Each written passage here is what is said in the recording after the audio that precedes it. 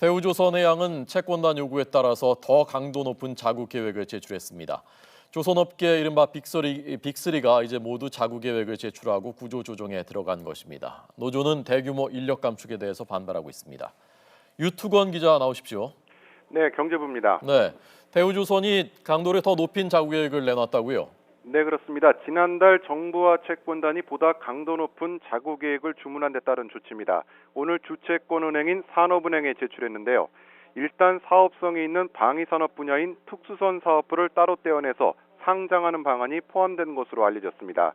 그리고선 지분을 일부 매각해서 자금을 수혈하겠다는 구상인데요. 노조가 예민하게 생각하는 희망퇴직을 통한 추가 인력 감축, 임금 동결과 삭감, 독의 순차적인 폐쇄 등도 포함된 것으로 전해졌습니다. 앞서 대우조선은 지난해 4조 원이 넘는 지원을 받으면서 2019년까지 2,300명을 감축하는 내용의 자구 계획을 마련해서 지금까지 시행하고 있었습니다. 네. 자, 조선업계 빅3 현대, 삼성, 대우 이렇게 돼 있는데 네네. 현대중공업은 생산직 직원들에 대해서 처음으로 희망퇴직을 신청받는다고요? 네, 채권단에 제출한 자구 계획을 본격적으로 이행하기 시작한 건데요. 현대중공업이 생산직 직원을 대상으로 희망퇴직을 실시하는 건 창사 이래 처음입니다. 희망퇴직 대상자는 20년 이상 근무한 과장급 이상 생산직으로 2,100명이 넘는 것으로 알려졌습니다. 지난 9일부터 사무직을 대상으로 희망퇴직 신청을 받은 데 이어서 대상을 대폭 확대하고 나선 겁니다.